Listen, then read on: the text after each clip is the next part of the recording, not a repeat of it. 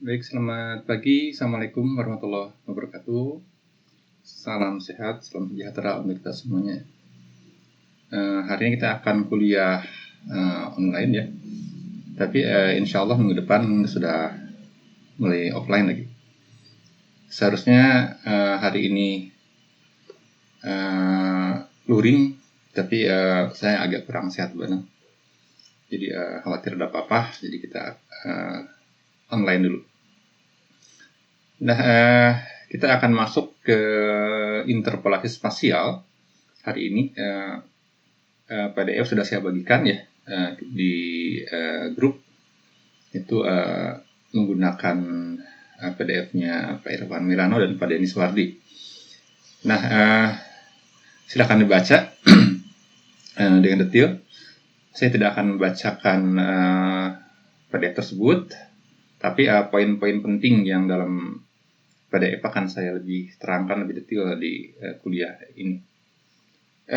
Interpolasi spasial itu satu topik besar sendiri ya. Jadi dan kita di geomatika geodesi tentu akan sangat penting tentang analisis spasial ini. Jadi karena memang sifatnya perkenalan, jadi tidak akan banyak memperkenalkan metodenya, tapi minimal konsep dasarnya apa, prinsipnya apa, jika dipahami akan mudah terjun ke topik-topik yang lebih luas di dalam geostatistik. Baik, kita lihat ke layarnya. Apa sih prinsipnya ya? Targetnya apa? Isunya apa? Disebut sebagai interpolasi spasial topik hari ini.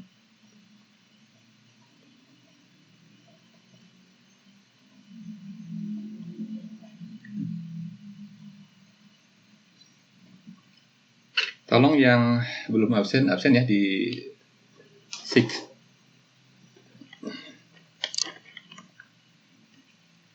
Nah, di kita di geodesi geomatika lazim membuat modeling ya, nanti model pasut, model curah hujan, kepadatan penduduk, dan model-model yang digunakan biasanya itu berupa grid ya. Kalau model-model yang dihitung dengan numerik, komputasi, simulasi gitu. Kan dengan grid begini biasanya. Oke. Jadi data-data di grid sini yang digunakan untuk disimulasi. Mau definite difference, nanti di elemen hingga itu akan menggunakan data yang grid begini. Simulasi misalkan tumpahan minyak di laut, kemudian simulasi pergerakan air tanah di bawah permukaan ya, pasti menggunakan grid ya. Nah, namun persoalannya kita punya data sampling yang tidak menggrid ya. Kita punya data sampling yang mungkin begini, acak begini.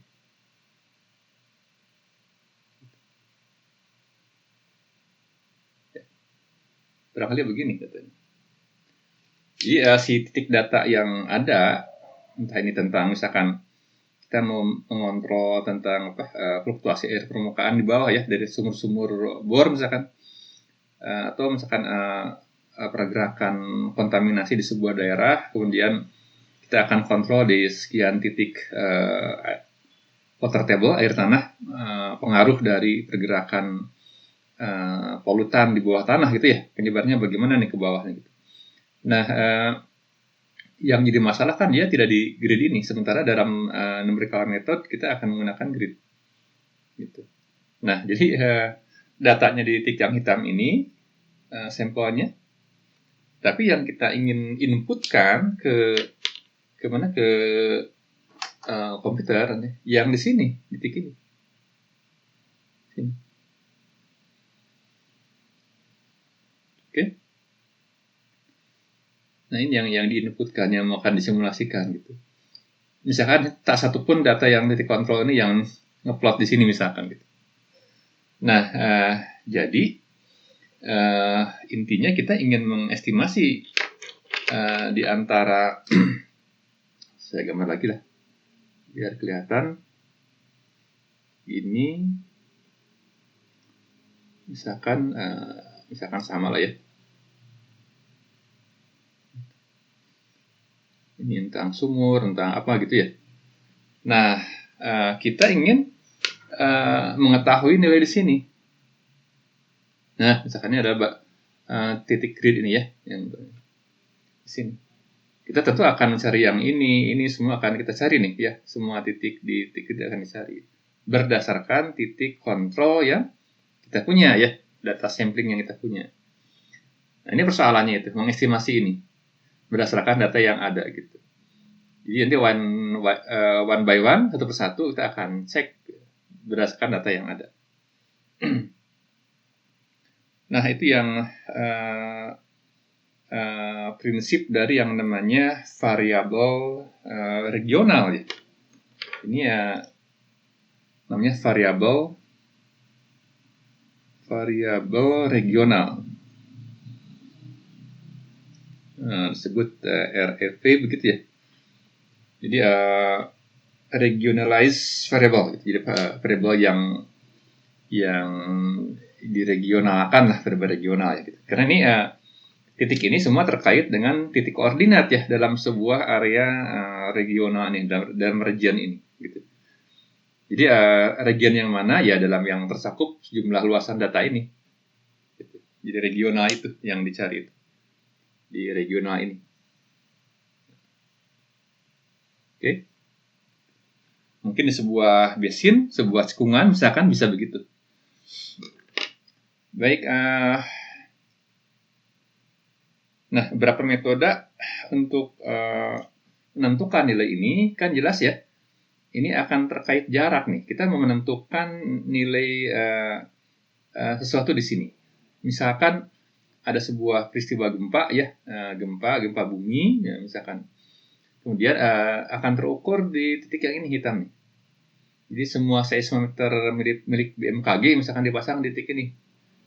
Katakanlah ini Pulau Kalimantan misalnya, ini berapa titik sekian kota ada seismometer, ada gempa terjadi gitu ya. Nah, itu akan terasakan nih di semua titik ini gitu.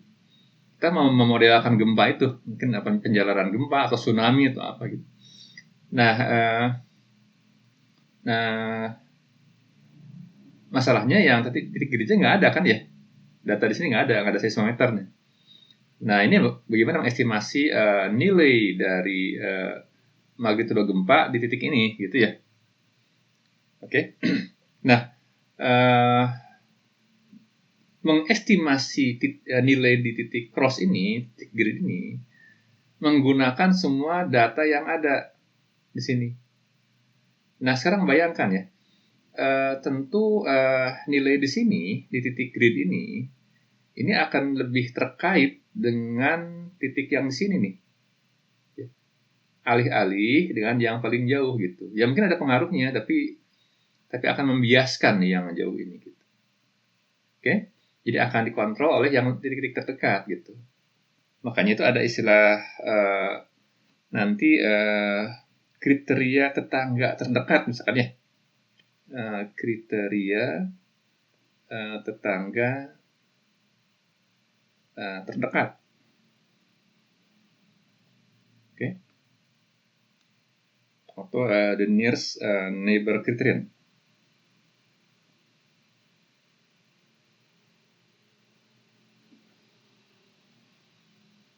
Kalau tulisannya jelek, mohon maaf. Nah, kriteria tetangga terdekat gitu ya. Adapun tadi variabel regional adalah semua nilai gempa yang terekam itu adalah nilai variabel regional ya namanya itu. Jadi variabel yang terkait dengan koordinat lokasi ini ya. Nah, kemudian tadi mau mengestimasi berapa magnitudo gempa di sini, itu tentu semakin banyak data belum tentu efektif ya. Bisa malah menjadi bias gitu ya. Kurang juga malah sedikit ngambil. Nah ini yang kriteria ini yang tidak mudah. Nah ini kita gunakan sebuah lingkaran ya, di seputar titik ini. Jadi misalkan begini.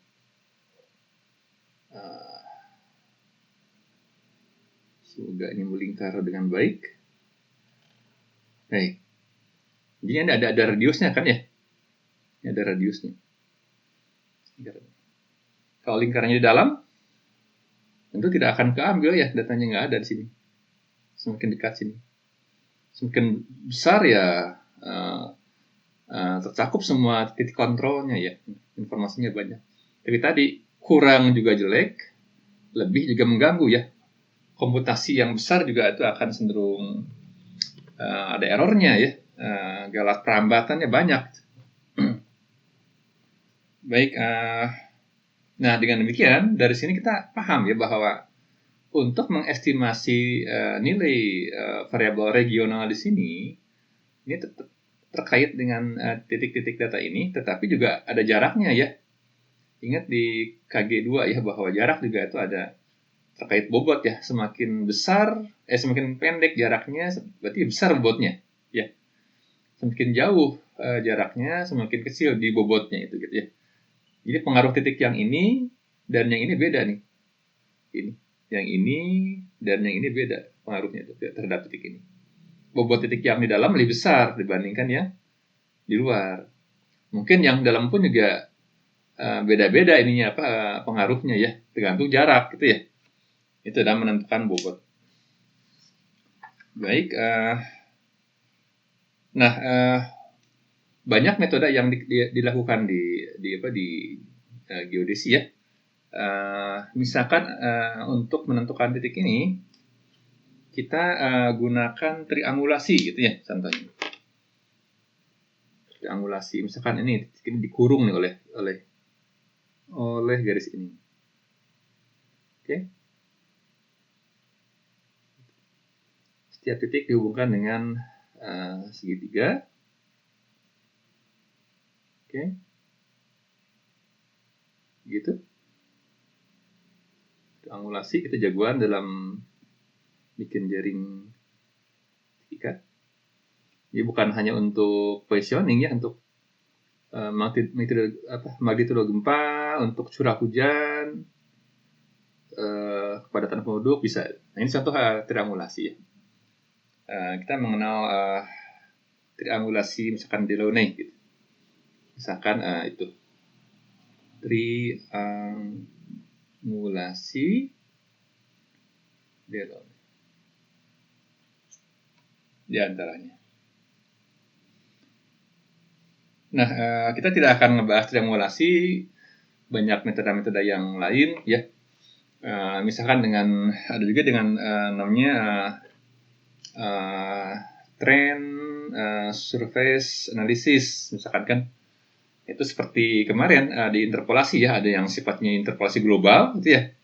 Kita ajukan sebuah polinomial yang memotong semua titik data, atau kita bikin yang spline, yang sepenggal-sepenggal, yang lebih fleksibel ya. Tadi kita membahas tentang spline kubik misalnya gitu. Itu bagian dari bagian dari intinya kan menentukan titik ini, gitu ya.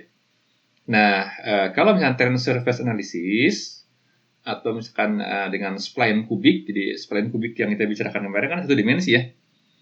Nah, Anda bisa bikin spline kubik dalam 2 dimensi itu, kompleks kan ya, gitu, tapi asik. Itu untuk dengan menggunakan per fungsi mungkin per triangulasi ini gitu. Oke. Nah, target dari kuliah hari ini adalah bukan tentang yang deterministik ya. Jadi metodenya itu ada 2 prinsipnya itu, yang deterministik dan ada yang statistik. Oke. Jadi kalau trend surface analysis itu adalah deterministik ya. Itu di spline kubik itu adalah deterministik gitu. Ini pun deterministik ini fungsi ya gitu. Nah,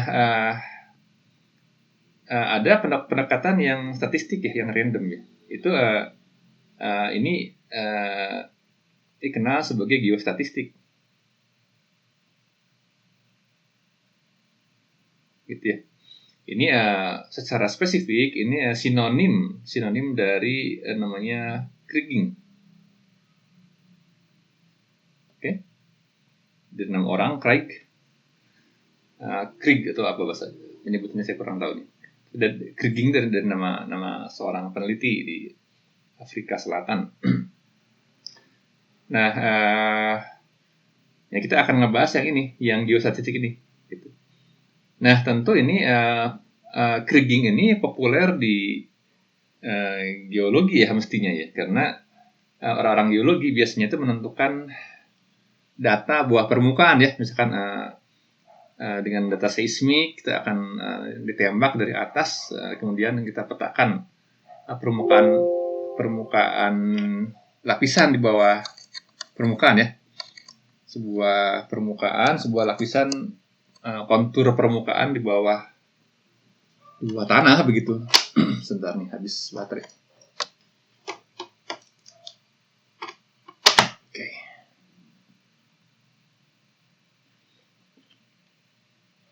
Oke, jadi makanya populer di geologi, geostatistik. Padahal kan juga geodesi ya bisa.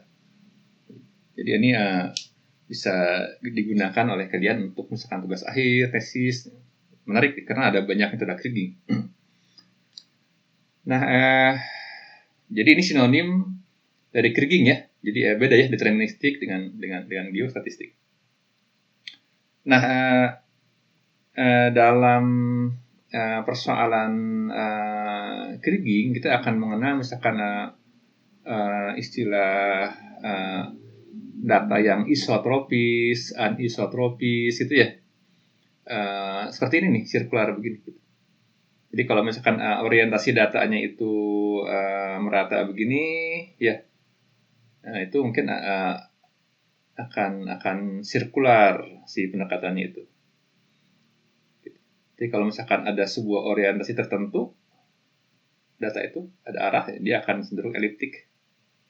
Nah karena itu di KG2 tentang elips salahan, nah ini kita kuat sekali karena nanti dalam persoalan estimasi mengestimasi titik di sini ini akan terkait bobot ya. Bobot akan terkait variasi dari fenomena ya. Gempa kan punya arah ya. Gempa punya arah. Dia punya fokusnya, punya epicenternya, dan dia akan punya arah gitu ya. Nah kalau ada arah kan juga ada LR-nya tidak sama tuh. Seperti begini ada arah gitu. Jadi ya pendekatan tetangga terdekat dengan menggunakan eliptik itu lebih canggih dibandingkan yang sirkular. Baik, nah kita menghitung ini kan biasanya dalam membuat kontur grid kan rata-rata ya dari sini. Gitu. Kalau ini dari yang sini nih, gitu. Tidak menggunakan yang jauh tapi di sini. Gitu. Nah, kita lihat variabel regional kita akan gunakan misalkan Z ya gitu. Jadi misalkan di sini Z, X, Y begitu ya. X-nya adalah menunjukkan titik koordinat, Z-nya nilai sesuatu ya. Tadi apakah magnitudo gempa, misalkan polutan, larutan kimia, trace kimia pada sebuah sumur-sumur pantau itu ya. Apa saja terserah gitu ya. Pokoknya Z menyatakan nilainya gitu. Dan yang kita carikan nilainya. Baik. Kita lihat ya definisi rata-rata yang kita kenal, misalkan tadi Z adalah variabel regional ya. Atau di buku-buku kadang ditulis begini, regionalis variable. Artinya dia nilainya itu punya terkait dengan posisinya di sebuah regional. Nah, rata-rata aritmetik itu per n sigma I1 n z. Jadi kalau di sebuah region tersebut ada sekian titik, 1, 2, 3 sampai n. Nah, berarti ini ada dari mulai 1, ini 2, ini sampai misalkan n gitu ya. Ada sebuah n variabel regional di sini gitu. Oke. Jadi berdasarkan variabel regional yang ada sejumlah n variabel regional, kita ingin menemukan sebuah nilai misalkan di sini. Oke. Oke. Jadi ini kita bisa lihat di beberapa kuliah sudah kita bahas banyak, S per N, Z1 tambah S per N, Z2 tambah S per N, Zn ya. Gitu. Nah, perhatikan ini adalah kasus di mana memiliki bobot yang sama ya, berbobot sama. Oke. Di mana S per N adalah faktor bobot. Oke. Nah, kenyataannya kan tadi beda-beda ya pengaruh setiap titik variabel regional ini kan terhadap titik yang orange ini, yang green ini. Tidak sama kan? Semakin jauh, semakin kecil bobotnya. Semakin dekat, semakin besar bobotnya. Itu yang paling simpel. Jadi ada bobotnya. Nah, kita mengajukan satu pengambilan nilai rata-rata dengan menggunakan faktor bobot di sini. Jadi, I1 sampai N. Di mana alfa I adalah WI, kita biasa menggunakan W untuk bobot, dan WT. WT adalah total, jadi W1 tambah W2 tambah WN ya. Jadi setiap titik di sini dia punya bobot sendiri terhadap yang dicari di sini. Karena sekarang yang dicari yang simpel adalah yang rata-rata ini. Masuk akal ya, mencari ini jelas harus ada bobotnya. Jadi sangat fisis. Nah, jadi bobot itu berbanding terbalik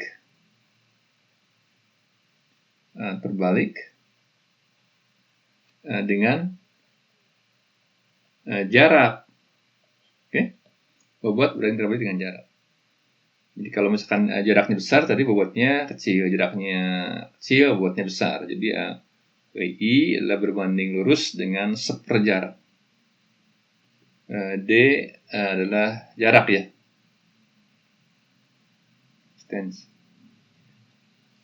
Oke. Nah, di sini berarti Z-nya kita lihat, pindah saja, Z-nya, Z-barnya sama dengan gini, sigma I 1 sampai N 1 per DI kali ZI.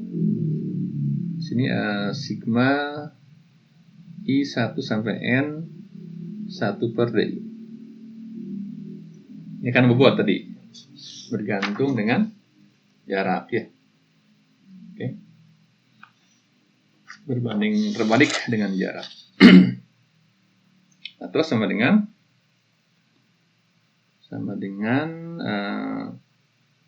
sigma 1 per DI I 1 sampai N I 1 sampai N ZI per DI. Oke. Nah, sekarang dalam dunia fisika ya, fisis ya, natural ya, kita lihat bahwa misalkan gaya gravitasi ya, kadang-kadang formulasi matematika itu dipandu oleh fenomena fisika ya. Jadi kadang-kadang peristiwa fisik diprediksi oleh formulasi matematika, dan sebaliknya. Jadi formulasi matematika kadang-kadang diinspirasi oleh peristiwa fisis gitu. Sama seperti kemarin di spline kubik itu kan spline natural tuh namanya tuh. Jadi dengan plat-plat luwes gitu ya, yang lentur, plastik atau kayu itu untuk memfit data-data. Gaya gravitasi di SMA atau di TPB kemarin kan berbanding lurus dengan seperjarak kuadrat ya, atau seper-d kuadrat. Oke. Gaya tarik-menarik antar dua objek material. Nah, saya ingin tunjukkan, jadi ini pun juga menginspirasi nih, bagaimana kalau tidak seper-d? Bagaimana kita kalau dia seper jarak kuadrat gitu ya? Jadi ada gravitasi gitu ya.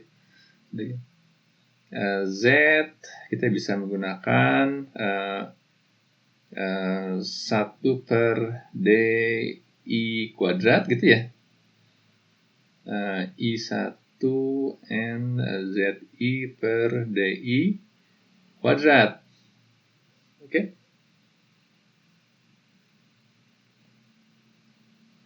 Nah, kadang-kadang juga kita lebih buat general ya. Alfanya kan bisa 1, pangkat 1 seperti ini. Pangkat 2 dalam kasus gravitasi pangkat 3 dan seterusnya gitu ya. Orang kan mencari-cari metode terbaik gitu. Nah, Z sigma ini I1 sampai N, I1 sampai N, kadang seper DI alfa. Alfanya bisa 1, 2, 3 ya secara umum. I1 N ZI per DI alfa. Jadi yang alfanya 1 ya yang kita kenal biasa, yang ini tadi. Alfanya 2 terkait dengan gravitasi, alfa 3 dan seterusnya ya gitu. Nah ini baik alfa 1, alfa 2, alfa 3 itu memiliki bentuk kurva pengaruh yang beda-beda ya gitu. Ini contohnya saya ada.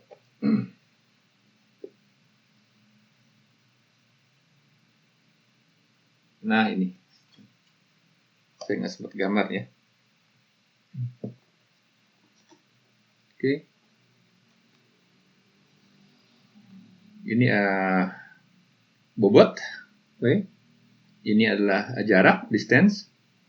Ini buat alpha 0,3, alpha 0,5, alpha 1 yang seperti alpha sama dengan 2 yang seperti gravitasi, alpha 3.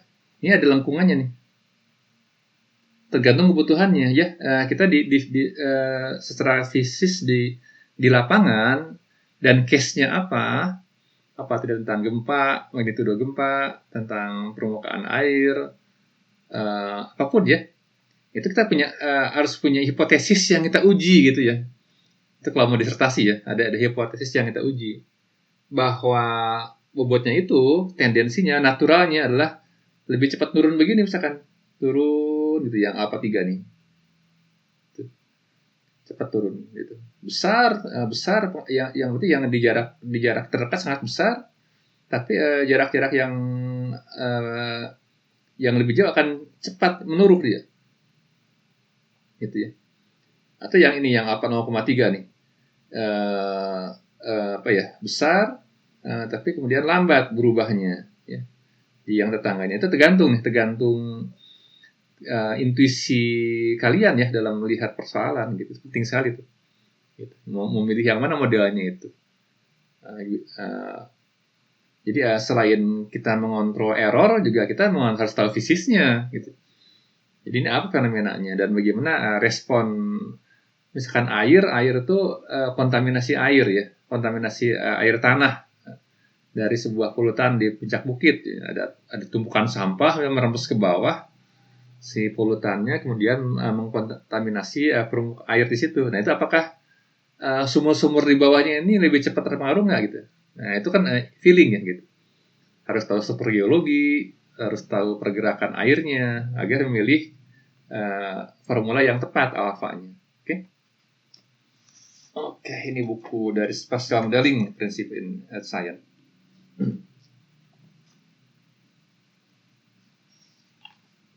Oke, saya tugasnya menyarikan ya dari buku-buku yang tebal apa sih esensinya. Jadi yang tadi kalau saya gambarkan sedikit ilustrasinya gitu. Jadi kalau misalkan ada alfa yang begini ya tadi. Nah, ya misalkan tadi ini alfanya 0,3. Oke. Ini adalah kesininya adalah jarak, distance. Nah, ke atasnya pengaruhnya. Oke. Nanti ini kita akan kenalkan namanya itu semi variogram, ya. Terkait dengan jarak. Ada yang begini. Itu misalkan tadi berapa tadi? Alpha 1 gitu ya. Ada yang begini besar, kemudian misalkan ini alfa 3 gitu ya, dan sebagainya. Jadi ini efek jarak terhadap nilai di sebuah titik yang kita ingin tentukan berapa nilai variabel regionalnya gitu. Nah, kemudian kita lihat sekarang ke yang namanya semi variogram. Jadi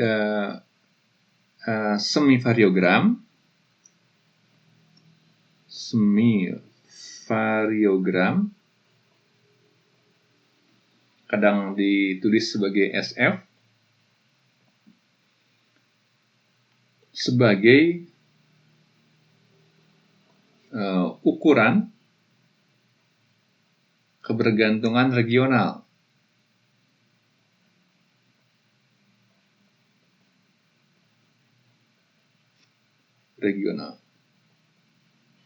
Oke.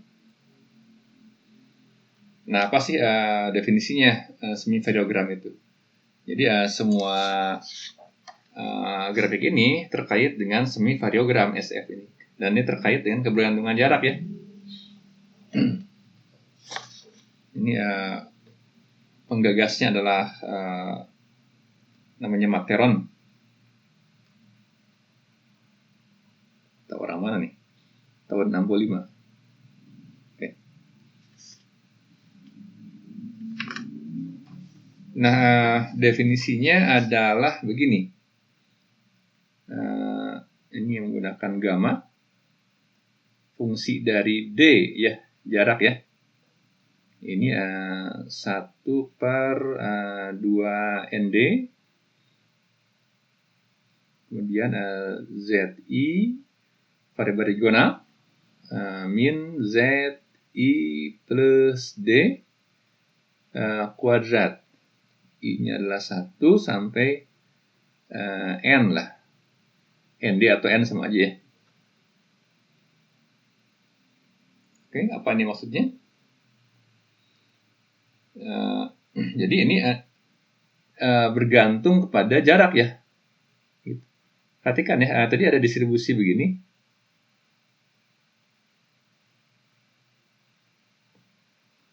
Ya, misalkan begini aja. Oke.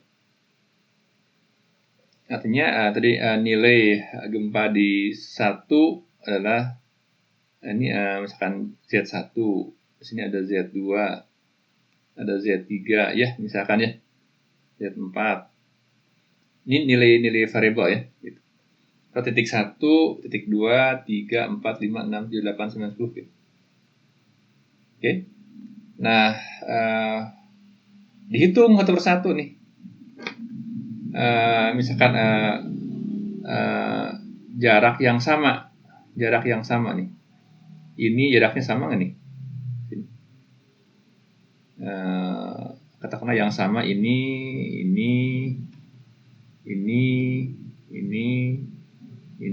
oke? Misalkan ini anggaplah sama ya gitu. Oke? Ini satu nilai nih. Oke? Nah, sekarang jarak yang kedua. Ini mungkin ini mungkin ini gitu. Jadi tergantung jarak. Nanti yang ketiga, misalkan ini ke sini, mungkin ini ke sini, mungkin ini ke sini, oke, dan seterusnya. Jadi menghubungkan antar titik-titik per jarak ya, oke, per jarak gitu. Ini ada D-nya. Nah, ini kan Z1, D bisa aja 0, D bisa aja 0. Ini gamma 0 berarti ininya 0. Jadi di sini ini Z4 kurangi Z4 ya 0, oke? Z1 kurangi Z1 karena D-nya 0. Tapi ini adalah Z1 kurangi D-nya 1 nih. Z1 kurangi Z2. Z1 kurangi Z1 per 1. Z2 gitu. Nah, ini dengan D-nya dengan jarak. Oke? Dihitung semua titik yang ada gitu ya. Oke,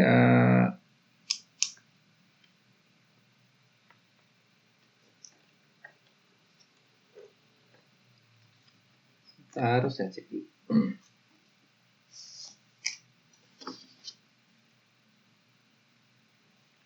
Nah, gamma D ini yang disebut sebagai semi-variogram. Sebentar, D ini, gamma D ini disebut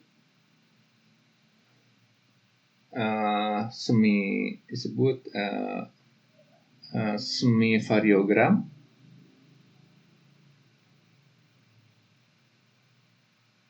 atau half variogram. Kenapa ada semi dan half? Karena gagasannya adalah ini 2 gamma D gitu. Ini disebut sebagai variogram.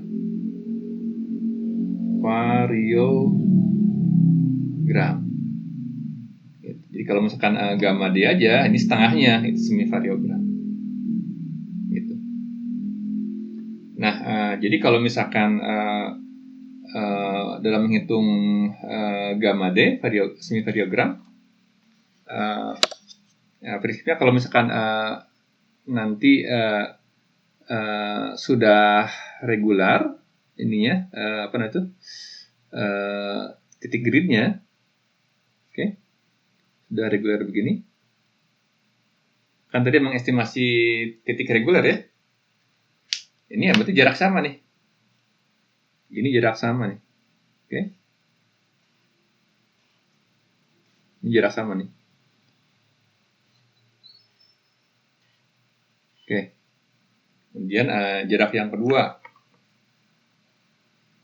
ini ke sini, oke, ini ke sini, ini ke sini, itu semua dihitung. Ini ke sini, Oke. Kemudian jarak yang ketiga, ini kan jaraknya 2 nih. Ini D sama dengan 2 ya. Tadi D sama dengan 1. Hitung semua. Kemudian yang misalkan D-nya 3. Begini kan? Ini D-nya 3. Berarti ini jarak ini, jarak ini. Oke. Perhatikan bahwa jarak tersebut dirata-ratakan. Tadi gamma D, D-nya 1, D-nya 2, D-nya 3, dan seterusnya. D4, 5, 6 ya. Ini 1/2N. N-nya kenapa pakai indeks D? Dipahami karena beda-beda. Gitu. Kalau D-nya 1 banyak nih. 1, 2, 3, 4, 5, 6, 7, 8, 9 ya. Kalau jaraknya 2 berarti 1, 2, 3, 4 gitu, bisa beda kan gitu. Oke, ini sigma ZI min ZI plus D kuadrat 91D. Oke.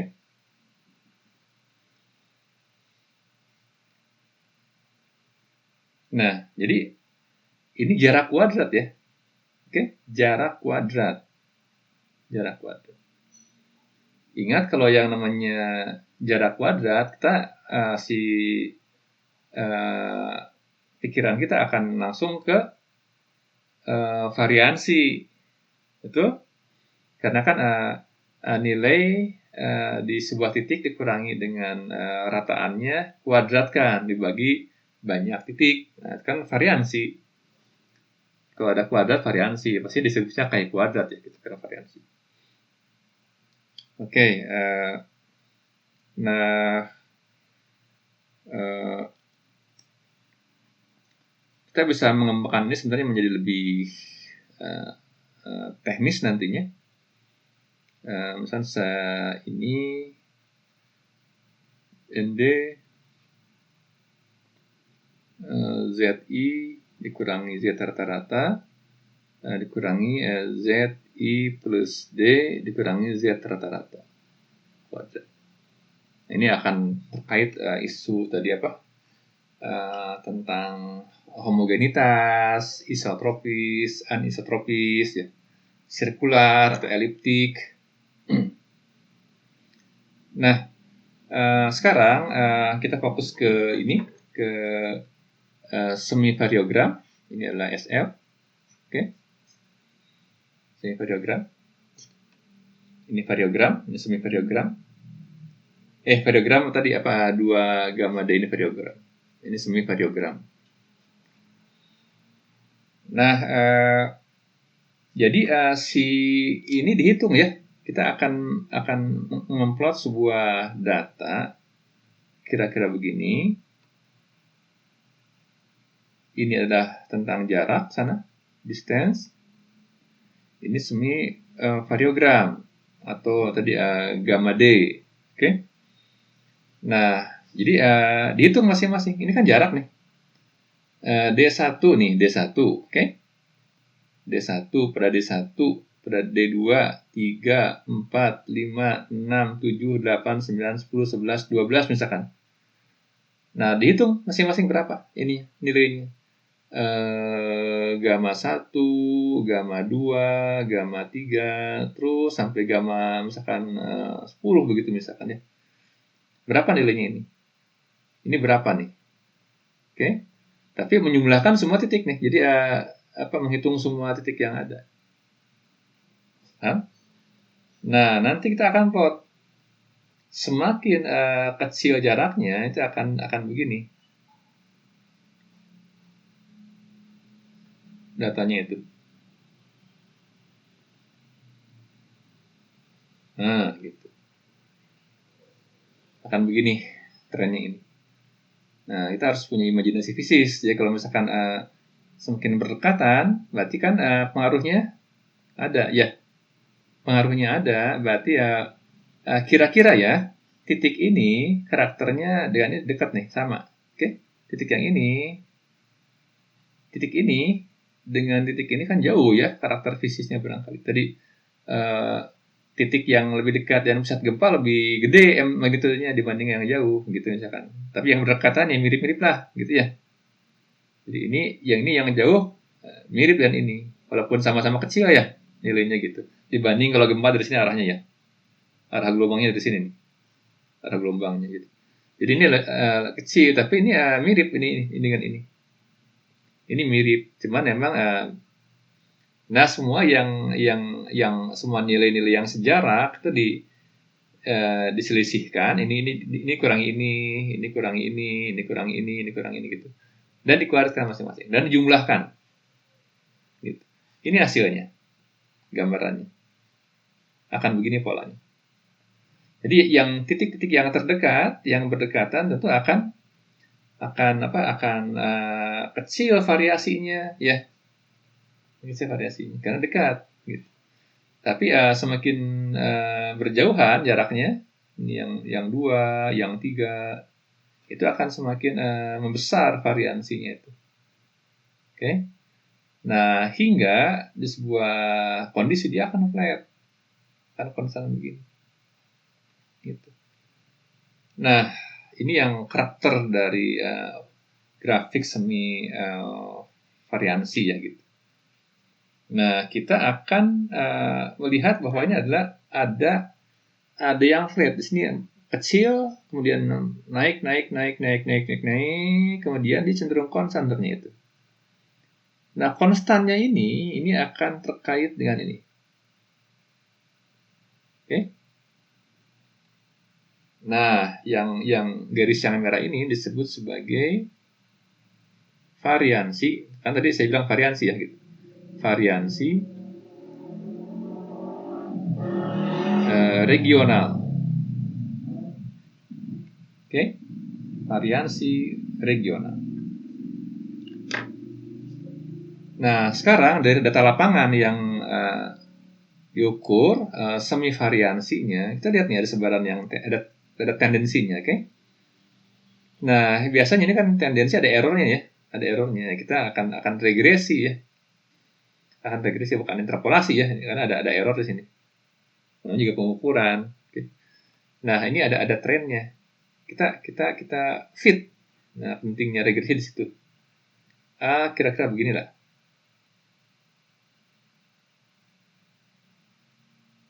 Oke.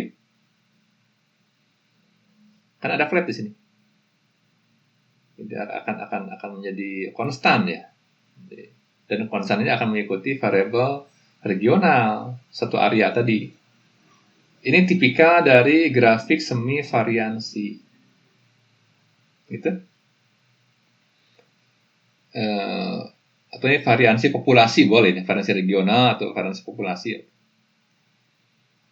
Nah, oke, kemudian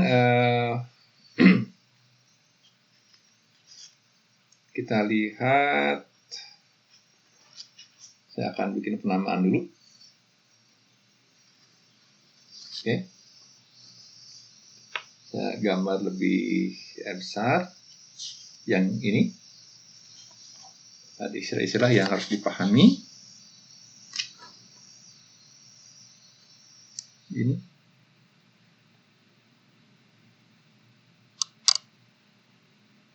Jika ada pertanyaan dipotong ya. Ini datanya misalkan ya.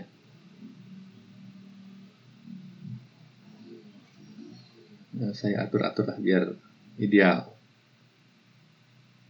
Nah, gitu ya. Oke. Ini semi variansi, ini distance. Ini jaraknya. Oke. Nah, tadi yang flat ini di sini yang flat. Ini variansi populasi atau variansi regional. regional. Nah, kemudian dengan kemampuan kita fit data dengan regresi, kita akan fit ini polanya, trennya. Nah, oke. Nah, perhatikan bahwa titik di mana dia konstan, yang ini konstan nih, konstan ya. Ini disebut sebagai nilai SF ini disebut sebagai seal jarak ini, nilainya seal saat dia konstan. Kemudian ketika variansi berubah, meningkat begitu ya, ini disebut sebagai range.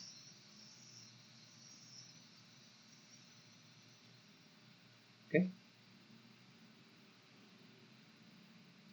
Kemudian yang ini titik dia,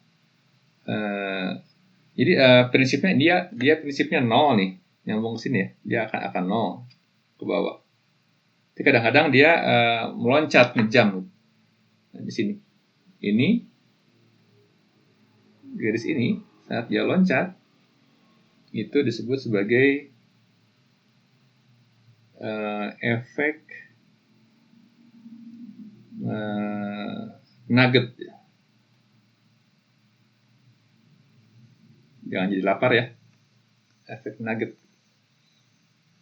Kemudian jarak dari garis nugget ini sampai ke ring disebut sebagai scale. Nah, ini istilah teknis di geostatistik sebagai scale. Nah, dengan demikian kita lihat bahwa seal itu adalah terkait dengan atau sama dengan variansi regional ya, karena kan nilai variansi di sini, ini nilai variansinya. Kemudian range sama dengan radius pengaruh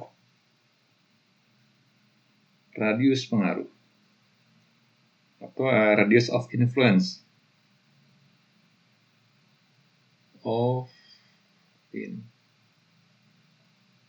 Oke. Yang tadi yang sirkular kan ada radiusnya ya. Nah, kalau dia anisotropi, dia boleh jadi punya arah, dia akan melonjong jadi elip-elip. Kalau di KG kan kalau elipnya begini semua nih, ini kan sudah ada error ada sistematik nih kalau begini, tidak random si ini error.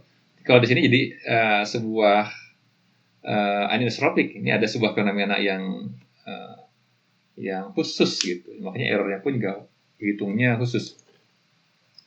Nah, 3 nugget ini disebut zero distance jump. Oke. Karena biasanya 0 dari sini, dari meloncat gitu. Di saat kita ukuran meloncat, jadi scale-nya itu dihitung dari loncatannya ini, bukan dari 0. Menghitung semi variansinya. Oke. Nah, jadi kita akan fokus sekarang tentang mengestimasi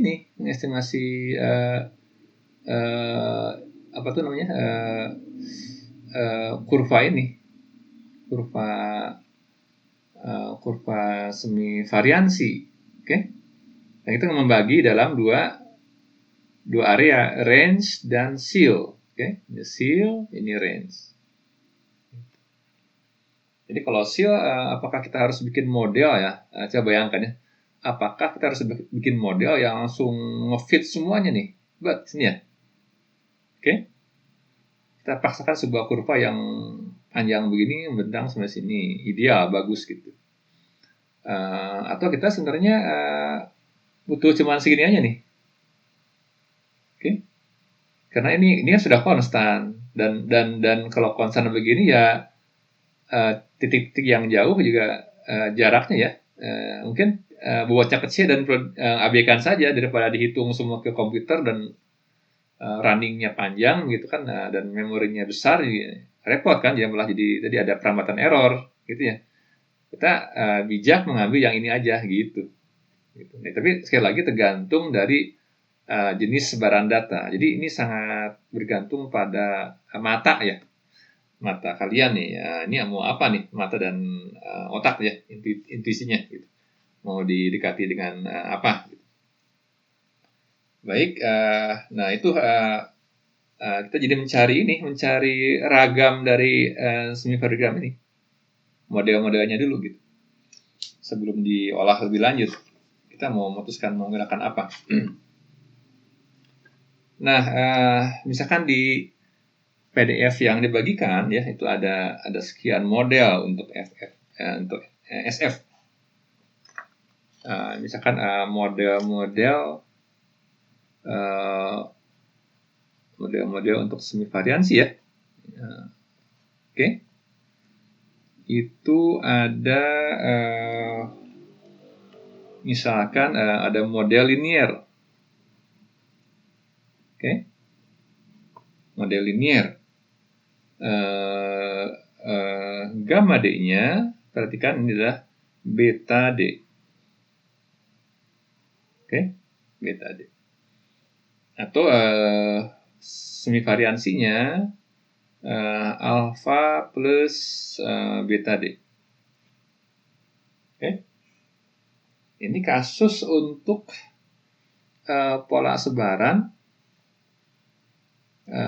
yang misalkan jadi Anda harus bikin peta semivariansinya sampai dia nge-flat begini gitu. Yang ini kita tidak perlu pikirkan, misalkan begitu ya. Nah, yang ini, tren ini nih. Ini apakah mau eksponensial, kuadratik, atau linear? Nah, mungkin kita hanya butuh yang linear saja ini. Oke. Sampai ini kan, sampai rank ini kan. Sampai rank ini. Ini tidak perlu, ini udah ada nilainya nih, variansi regional kan. Kita fit dengan garis yang linear. Ini kan linear fungsi. Paham ya? Jadi kalau linear, ya grafik ini kan semivariansi itu kan begini. Oke. Kemungkinannya ini tergantung gradiennya bagaimana, gradien si sebaran datanya ini. Oke. Atau misalkan yang A katakanlah ya, yang B misalkan modelnya adalah eksponensial. B model eksponensial. Formulanya gamma D sama dengan alpha 1 min eksponen min beta D.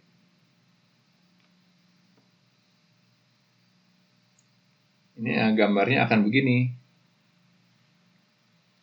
Saya perlihatkan bentuk-bentuk kurvanya. Kan begini. Oke. Jadi mirip sebaran yang karena memang diformulasikan berdasarkan plot dari sebaran semivariogram.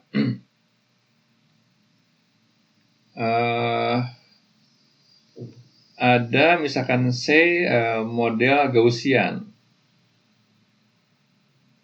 Model Gaussian. Ya, gamma D Misalkan alfa kali mirip ya 1 min eksponen min beta tapi D kuadrat. Oke, ingat fungsi densitas kurva normal Gaussian. Jadi kalau distribusi normal, distribusi Gauss ya gitu. Ini ada kuadratnya nih. Ada D-nya aja nih dari kuadrat. Ini sudah eksponensial kuadrat kan lagi ya. Jadi mirip. Ini lebih natural seperti tadi gravitasi ya, efek gravitasi. Minus, nah itu berarti kan menurun. Kemudian ada yang terkenal ya, itu D model kuadratik.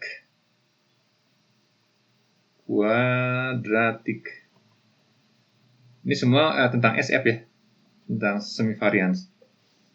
Ini gamma D sama dengan alfa kali D kali 2 kurangi D. Untuk D lebih besar dari 1 dan alfa untuk D lebih besar dari 1. Oke. Nah, ini bisa saya perlihatkan di buku yang sama dari Zekaisen. Zekaisen itu orang mana ya? Turki atau Iran? Kita lihat di halaman 211.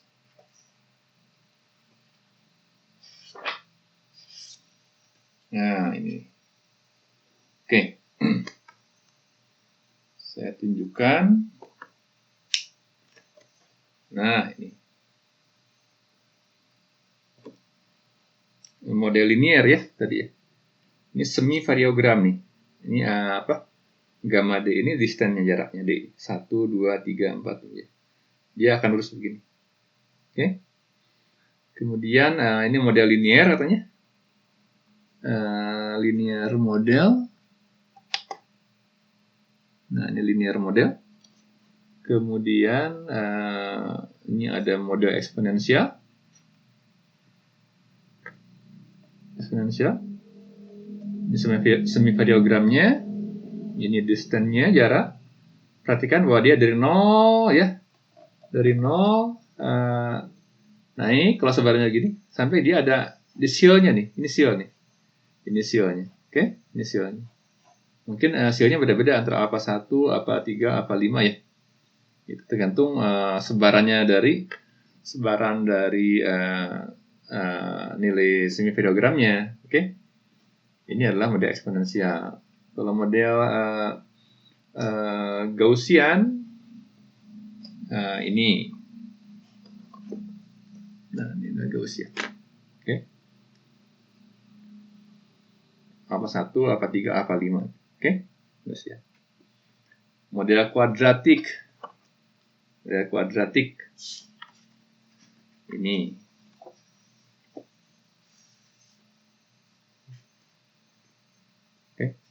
Model mana yang paling bagus ya tergantung kondisi fisiknya di lapangan. Kalian mengukur apa, sedang mengamati fenomena apa, nah nanti sebarannya seperti apa, sebaran dari semi variogramnya dari mana. Nah, sebarannya seperti apa nih, sebaran polanya. Nah, berfit oleh berbagai model tadi ya gitu.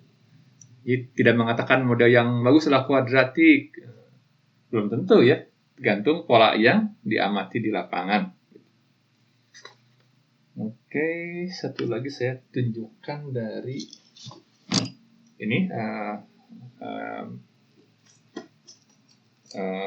Martin Roth halaman 246. Saya nggak punya PDF-nya nih, emang beli begini jadi susah difotokopi juga. Contoh, nah ini ada contoh yang bagus. Nanti kalau misalkan tugas akhir atau apa, nah bisa dikejar ya textbooknya. Ini contoh ya. Ini yang dot ini itu adalah titik variansinya. Kasih hitungan ya tadi yang kemudian ada berbagai pendekatan nih. Ini yang lurus itu linear model. Tadi model ini. Kita hanya akan fokus di sini aja nih ya. Yang lain nggak abaikan deh, yang data yang lain ya. Atau yang exponential model. Ini yang dash dot ini. Nah, yang kayak Morse A ya. Dash dot. Oke. Atau spherical yang dotnya ke sini. Nah, mungkin tidak kelihatan ya, nggak apa-apa lah. Yang penting esensinya terpahami. Jadi tergantung dari penggunaannya, kita mau mengolah apa gitu ya. Jadi bijak-bijak dalam menggunakan rumus karena kita akan mencegah tidak ada perambatan error yang berlebihan. Baik, kita akan lebih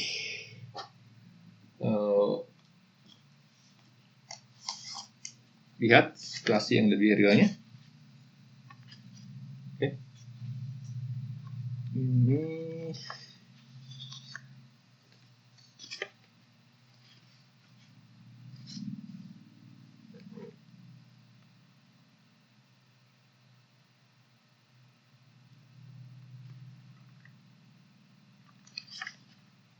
Oke, kita kembali ke gambar ini. Kita akan ke matriknya. Misalkan ini ada sekian titik kontrol, data sampling. Oke. Ini dalam kawasan regional.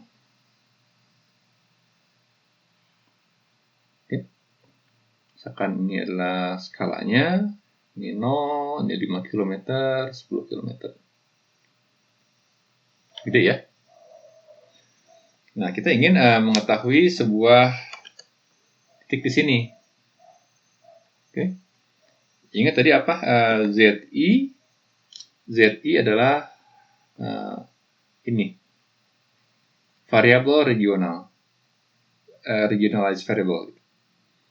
Ini Z1 ya, nilai yang 1, Z2, Z3, Z4, semua ada datanya nih. Sampai ke Zn. Oke. Nah, kita ingin menentukan yang ini, yang Ze. Itu estimasi ya. Berapa Ze? Berdasarkan titik yang menyebar di sini. Oke. Nah, prinsipnya kita mengkalkulasi semua interaksi antara data ini. Oke. Dihitung nih, dikalkulasi untuk menentukan ini. Tadi kan di formulanya Z rata-rata ya, atau ZE begitu. Kan begini, alpha kali ZI. Itu nggak? Seolah penjumlahan linear dari semuanya untuk menentukan nilai di sini, gitu. Ini kan prinsip optimasi juga, rataan juga ya sebenarnya.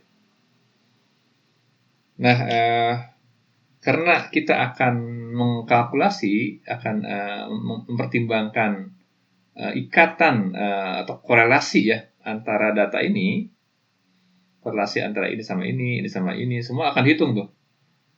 Semua korelasi antar titik gitu. Jadi kalau ada n data, berarti ada n kuadrat ya, hubungan antar data gitu. Akan ada n kuadrat. Oke, nah kita akan kembali berkenalan dengan matrik varian kovariansi. Pas.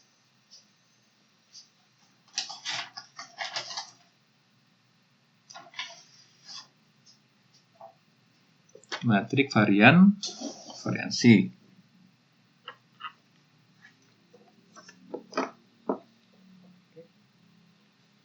Terlihat terkait dengan data yang tadi.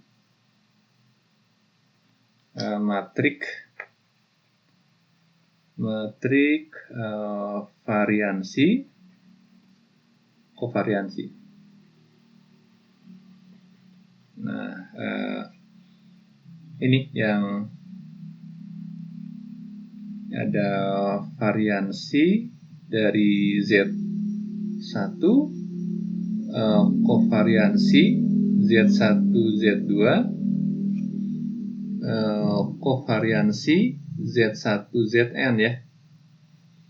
Kemudian kovariansi Z2 Z1, variansi Z2, kovariansi Z2 Zn. Kemudian kovariansi Zn Z1, ini indeksnya mengikuti indeks matrik biasa ya.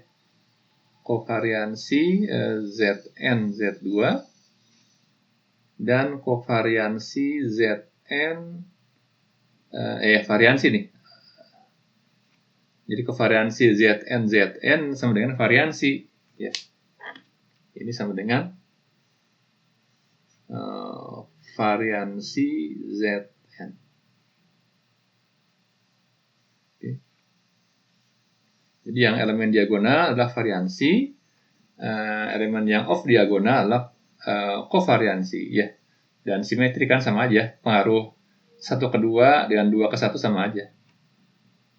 Jadi ini menghubungkan semua titik ya. Jadi kalau Z1 anak ke sini, Z1 ke Z2, Z1 ke Z3, ke Z4, ke Z5, ke Z6, ke Z7, ke Z8, dan seterusnya. Kan semakin jauh, semakin jelas kovariansinya semakin kecil ya. Kovariansi nilainya semakin kecil, semakin berbeda karakter datanya. Jadi kovariansi dari ZI di titik yang sama itu adalah variansi ZI sama dengan sigma I kuadrat atau sigma ZI kuadrat boleh. Nah, di sini kita menggunakan C ya. Kovariansi C itu dari kovariansi. Matrik kovariansi atau di KG2 sigma ya. Sama aja nih dengan sigma ini. Baik,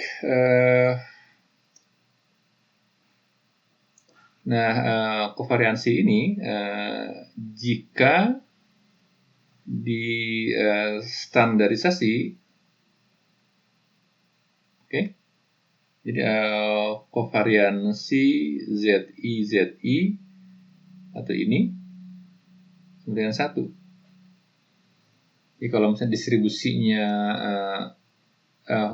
distribusi variabel acaknya itulah norma baku, dia akan selalu akan mengikuti distribusi norma dengan rataan 0 dan variansi 1 gitu ya. Makanya dia 1 nilainya.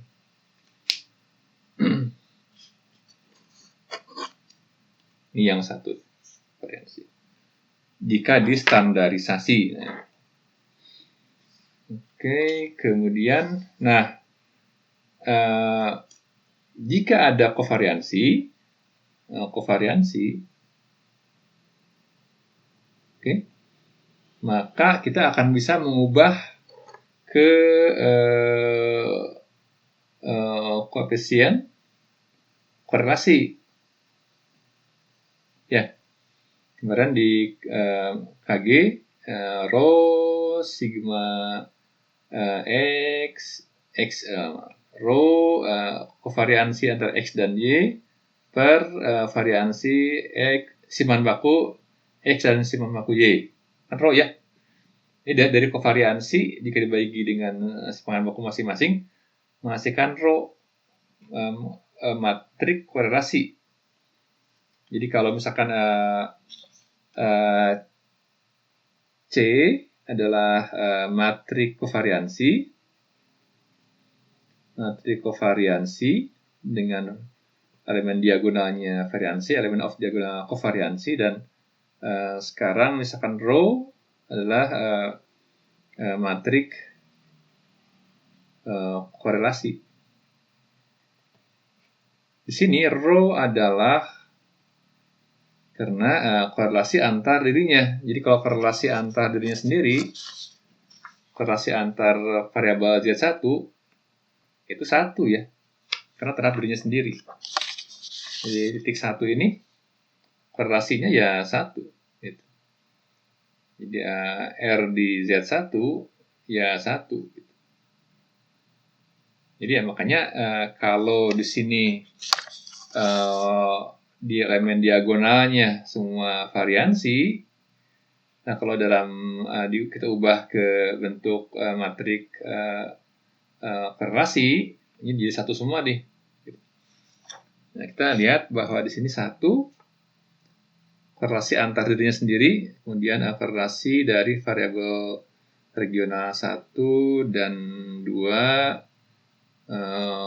korelasi dari variabel regional 1 dan variabel regional N.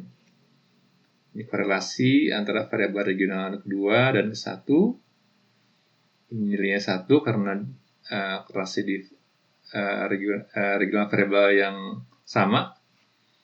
Kemudian ini korelasi antara variabel regional yang kedua dengan variabel regional ke N. Oke.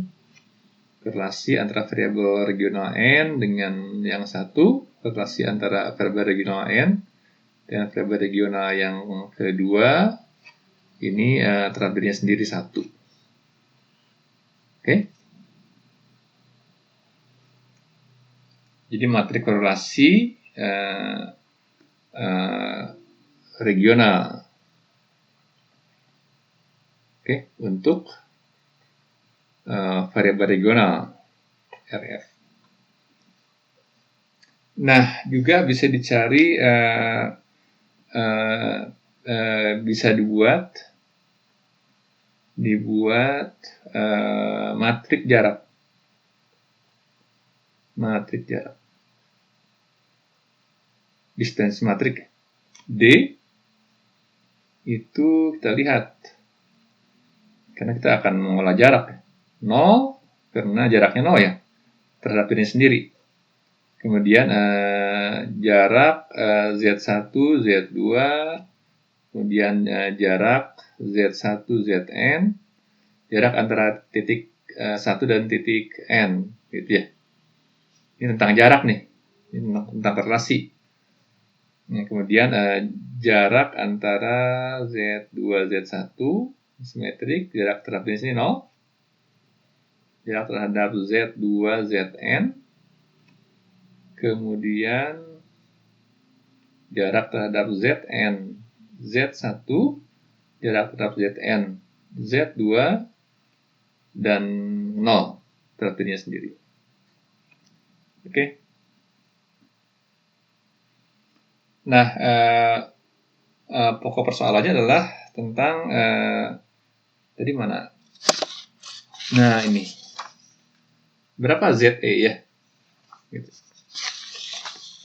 ZE berapa? Oke. Nah, kemudian ZE kita gunakan ini I1 sampai N. Oke. Jadi mulai terbaca kan bahwa persoalannya adalah persoalan Kriging adalah menentukan ini. Oke. Persoalan menentukan nilai-nilai bobot. Oke. Bobot antar nilai-nilai variabel regional. Oke. Jadi menentukan ini, mencari lambda. Baik, kita lihat. Kalau diuraikan, ZE sama dengan lambda 1 kali Z1 tambah lambda 2 kali Z2 terus sampai lambda ke N Zn. Oke. Nah, sekarang kita korelasikan ini dengan ZI. Ya, ini kan satu variabel acak nih. Nah, ZE yang ini kita coba korelasikan atau kovariansikan dengan ini. Oke? Semua kovariansikan. Jadi cari kovariansi antara ZE dan ZI. Oke? I-nya 1, 2, 3 sampai N. Paham ya? Nah, ini berarti kita akan cari kovariansi dengan I, misalkan kovariansi ya,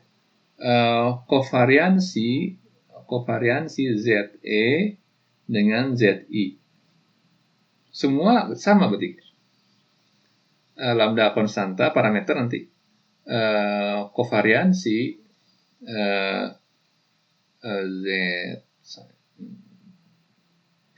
Z1 ZI plus lambda 2 kovariansi Z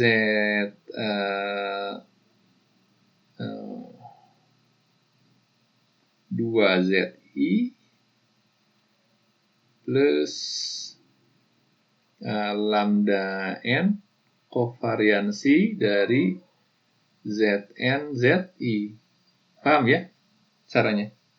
Nah, I kan 1, 2 sampai N. Oke.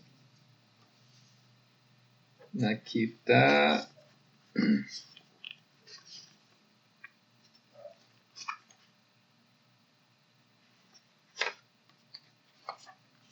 oke. Banyak.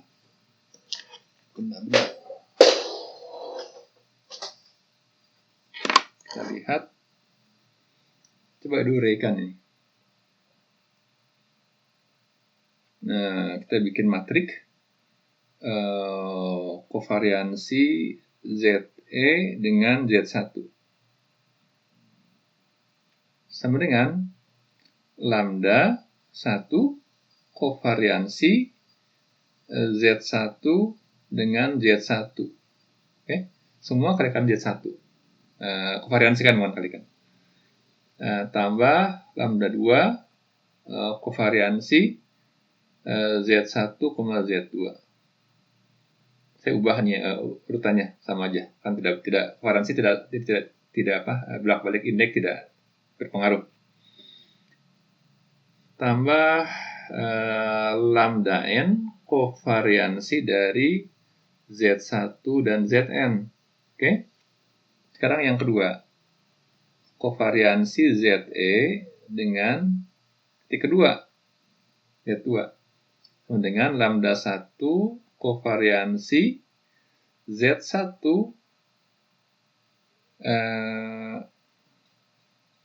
mana nih? Z2 dengan Z1 plus lambda 2 kovariansi Z2 dengan Z2 tambah lambda N kovariansi Z2 Zn. Oke. Terus sampai yang N kovariansi dari ZE dan Zn dengan lambda 1 kovariansi Zn dengan Z1 plus lambda 2 kovariansi Zn dengan Z2 plus ini lambda N kovariansi Zn dengan Zn. Jadi variansi kan? Ini semua nilainya variansi nih yang sama. Oke.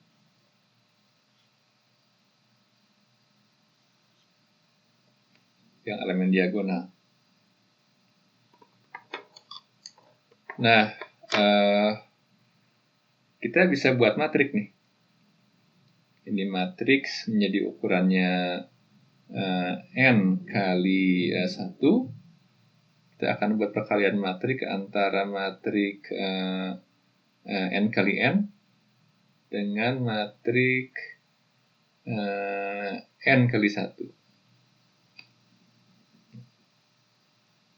Baik, ini yang ini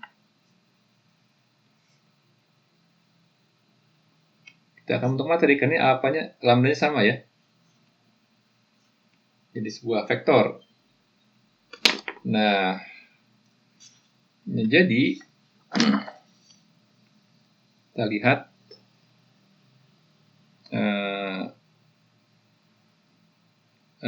variansi ZE Z1, kovariansi ZE Z2,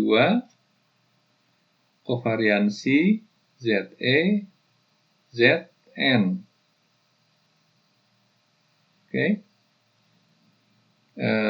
Sama dengan di sini kovariansi Z1 dengan Z1 adalah variansi Z1. Ini kovariansi Z1 dengan Z2. Ini kovariansi Z1 dengan Zn. Di sini kovariansi Z2 dengan Z1. Di sini variansi Z2. Ini kovariansi Z2 dengan Zn. Kemudian teruskan ke bawah, ini kovariansi Zn dengan Z1, kovariansi Zn dengan Z2. Di sini adalah variansi Zn. Oke. Nah, lambdanya keluarkan. Jadi sebuah vektor. Lambda 1, lambda 2, sampai lambda ke N. Oke. Nah, ini yang kita sebut sebagai B saja gitu ya, vektor. Ini N kali 1.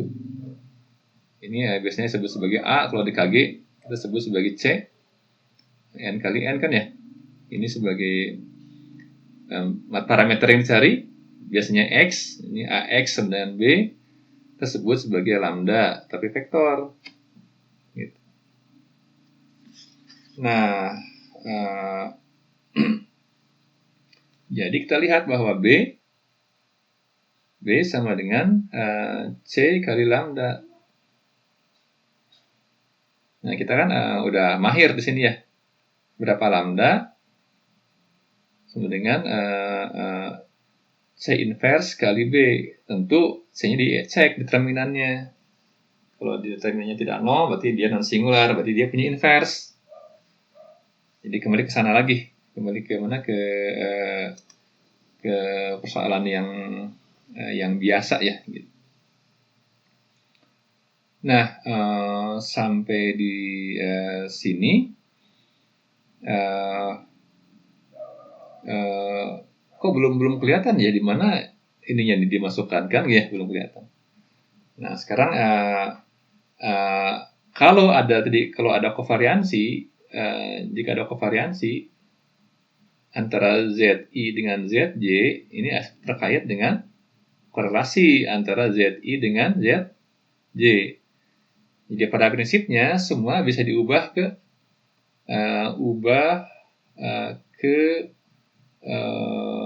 bentuk korelasi. Setiap variasi ada korelasinya. Oke, kita ubah semua ke bentuk korelasi. Ini menjadi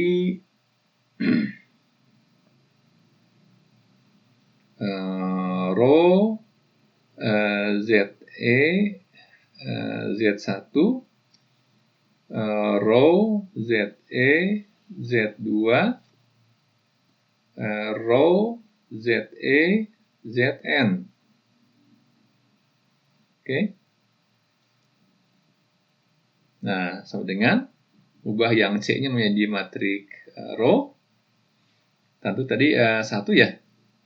Kemudian row Z1 Z2, kemudian row Z1 Zn. Di sini row Z2 Z1, row di titik yang sama Z2 1, kemudian row Z2 Zn. Ini row Zn Z1, row Zn Z2, tentu di sini row Zn 1 nilainya. Nah, ini nggak berubah. Yang dicari ya parameternya lambda 1, lambda 2, sampai lambda ke n. Oke. Nah, kemudian kita bisa dari row, kita akan bisa ubah ke variogram ya. Mana ke variogram.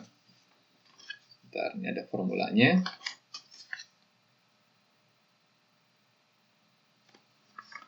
Ke variogram. Oke. Ingat bahwa semi variogram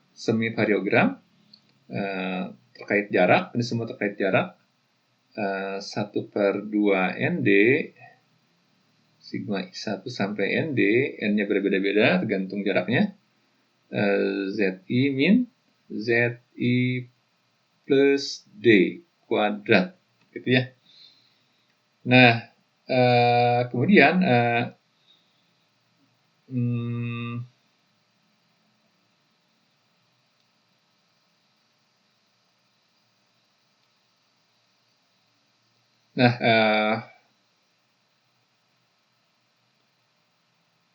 jika ada variabel regional begini dalam sebuah regional, nah kemudian ekspektasi dari katakanlah X ya gitu, nilai ekspektasi dari Z di titik I lah gitu ya, itu sama dengan M ya, titik I yang manapun ya gitu. Kemudian nilai harap ekspektasi dari ZI dikurangi ZI plus D. Oke? Ini kan pasti akan ada sekian nilai kan, ada distribusinya nih, ya. Distribusi selisih antar dua titik, ya. Tergantung titiknya sejarak apa, oke? Distribusinya nih ada. Kalau distribusi ada rata-ratanya. Ini pernyataannya. Ini sama dengan ekspektasi dari ZI dikurangi ekspektasi dari ZI plus D. Nah, ini sama dengan M min M. Jadi 0. Oke. Sekarang kovariansi. Kovariansi antara ZI min M dengan ZI plus D min M. Ingat, semua kan sama nih ekspektasinya.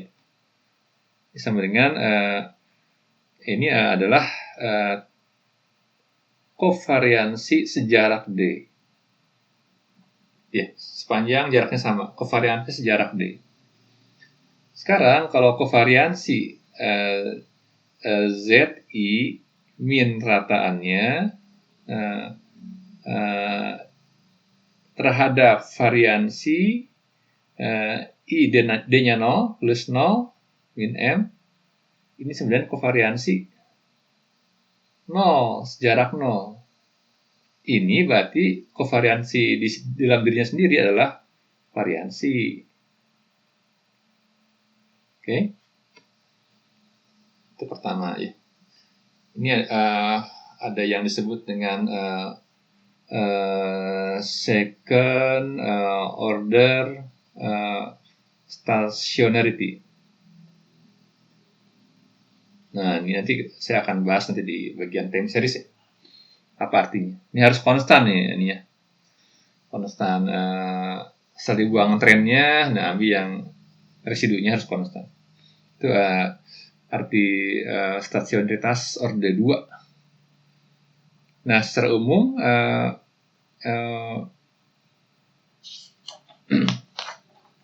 variansi, ini akan ke formulanya. Variansi ZI dikurangi ZI plus D jarak D dengan nilai ekspektasi ya dari ZI min ZI plus D kuadrat. Oke. Nah, ini yang sama dengan 2 gamma D. Nah, tadi yang 2 gamma D adalah disebut sebagai variogram. Maka itu gamma D disebut sebagai semi variogram. Itu aja. Atau SF. Nah, sekarang hal penting lainnya adalah bahwa semi variogram ini sama dengan kovariansi di titik tersebut dikurangi kovariansi sejarak D. Gitu. Ini karena dalam dirinya sendiri ini adalah sigma kuadrat Z dikurangi sigma kuadrat Z, saya nggak ada waktu buat menjelaskan ini, kali korelasinya sejarak D, atau sama dengan sigma kuadrat Z 1 min rho D.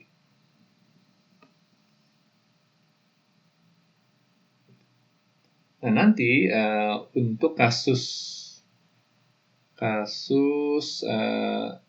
sigma kuadrat Z sama dengan 1 ya, ini kayak di kasusnya penentuan ini a priori ya, variansi. Gamma D sama dengan 1 min rho D, atau rho D sama dengan 1 min gamma D. Jadi ada hubungan antara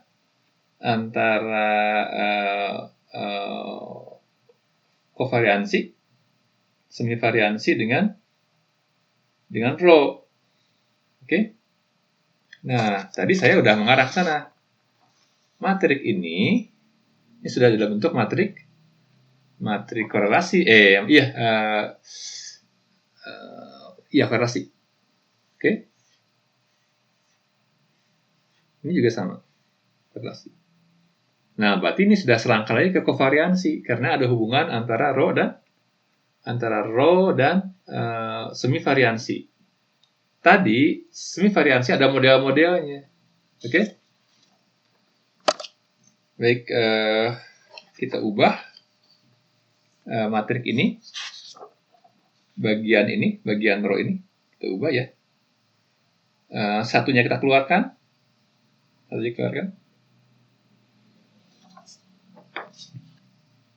Karena tadi ini nih rho D sama dengan 1 min gamma D. Kita keluarkan satunya nih. Kita akan mendapatkan matrik semivariogram. Nah, jadi matrik rho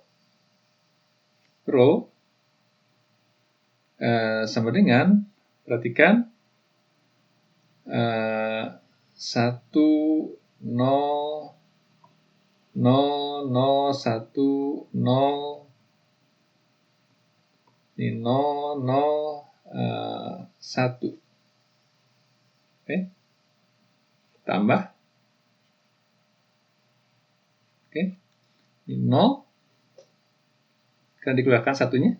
Kemudian row Z1, Z2. Row Z1, Zn. Kemudian row Z2, Z1. Ini 0. Pindah ke sini. Row Z2, Z1. Row Zn, Z1. Row Zn, Z2. 0. Oke. Nah, sekarang ubah row dengan gamma. Jadi ini katakanlah matrik apa tuh? Satuan identitas berukuran n kali n ya. Tambah, nah diganti di sini 0. Row apa tadi? 1 min gamma Z1, Z2. 1 min gamma Z1, Zn. Oke. Row sini ganti dengan 1 min gamma Z2, Z1. Di sini 0. 1 min gamma Z2, Zn. Oke. 1 min gamma, ini kan kovariansi, semivariogram. Zn, Z1. 1 min gamma Zn, Z2. Kemudian di sini 0. Oke. Nah, ini yang kita boleh menyebut sebagai matrik gamma karena semua terkait dengan gamma ya. Ini gamma seperti di fungsi densitas gamma. Jadi kita mengubah matrik C variansi menjadi matrik row I min ini. Oke. Di mana nilai-nilai gamma terkait model yang dipilih. Oke, yang tadi tuh mau kuadratik, mau linear, eksponensial, mau ada model Kalman filter gitu ya, macam-macam. Oke, nah akhirnya kan tadi apa? Kan share lambda berapa? Kan inverse dari C dikalikan B ya. Nah, si B juga matrik B ya. Tadi itu mana B-nya? B-nya ini. Oke. B-nya ini kan. Ubah pula ke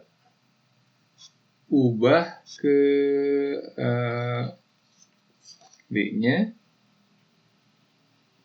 ubah ke sama ke variansi 1 min ke semivariogram ZE, Z1 1 min ZE, Z2 1 min ZE, Zn. Oke.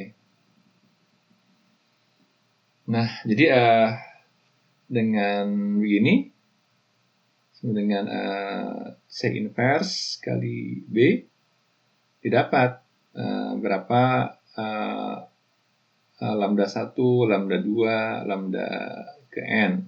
Gitu. Nah, itu kita akan lihat ZE tadi sigma dari ZI kali ZI. I1 sama dengan N. Nah, jadi itu aja sebenarnya itu. Jadi dari titik tadi seismograf yang tersebar di sekian titik di sebuah region. Nah, ini yang datanya. Kita ingin memodelkan semua titik grid ya di sini.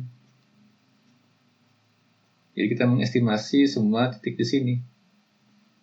Tergantung grid yang kita gunakan. Jika mau membuat simulasi. Ya, kira-kira beginilah ya. Karena kalau sudah numerical modeling ke finite difference, finite element, itu pasti harus konsepnya kan grid ya. Gitu. Harus sama skalanya. Jadi semua skala diestimasi dari titik yang diketahui ini. Oke. Setiap titik grid ini berarti dia punya bobot masing-masing terhadap yang lainnya. Gitu.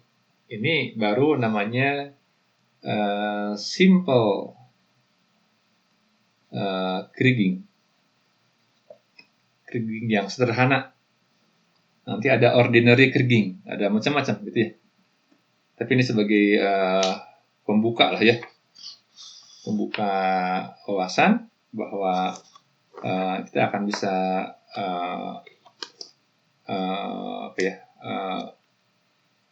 memahami banyak pendekatan ya terhadap kasus yang kita akan minati gitu. Kalau saran saya sih kuasai ya yang interpolasi spasial. Jadi ini emang nyelip di Esprog, materinya tidak ada di buku Chapra and Kanal ya, karena ada di luar di luar buku teks tersebut gitu. Tapi idenya itu ya. Jadi yang bagian rumit biasanya tuh bagian yang siswa susah paham tuh di persoalan menentukan tadi yang semi variogram ya. Apa sih hakikatnya gitu ya? Esensinya itu apa gitu. Tadi perata-rataan dari jarak kuadrat dihitung interaksi antar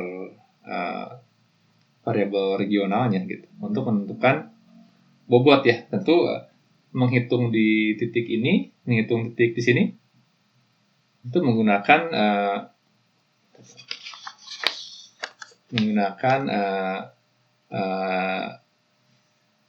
yang di sini datanya. Menghitung titik yang di sini ya tentu menggunakan yang di sini gitu. Nah, ini banyak tekniknya ya. Teknik itu akan mengikuti kebutuhan dari fisis yang kita sedang baca gitu.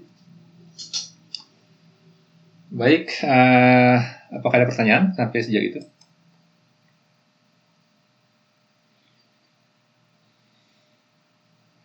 Minggu depan kita ke time series. Mungkin di bagian awal time series saya akan perkenalkan tentang kovariansi dalam time series di autoregressive itu apa sih gitu. Sama, nanti idenya sama, cuman ini bukan terhadap waktu, ini spasial di snapshot di saat yang sama begitu. Tapi kalau time series itu kan autokorelasi korelasi antar titik data gitu. Ya terakhir ada yang lupa ya. Jadi kalau misalkan tadi ada apa grafik semi variogram ya, cenderungnya begini.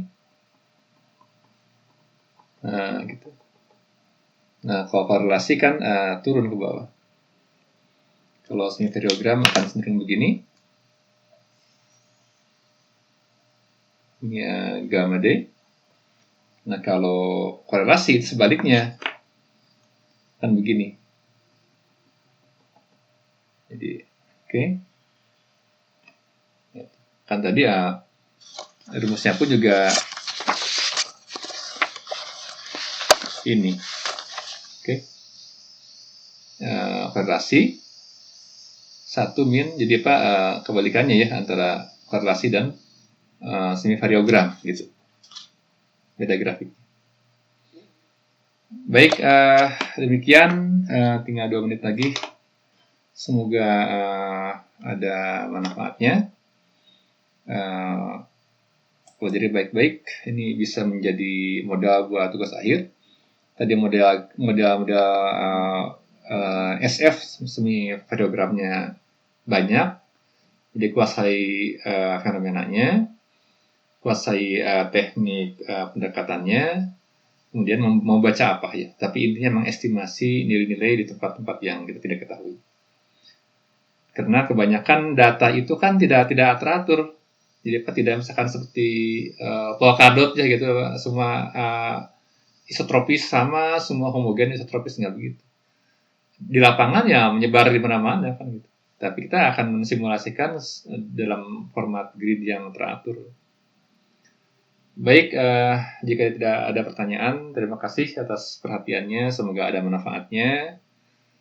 Salam sehat semuanya. Assalamualaikum warahmatullahi wabarakatuh. Terima kasih Bapak. Waalaikumsalam warahmatullahi wabarakatuh.